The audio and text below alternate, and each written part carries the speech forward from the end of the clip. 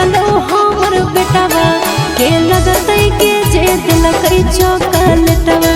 अरे mummy mummy कह के पूछे लगलो हमर बेटवा के लगतै के जे दिलकै चॉकलेटवा।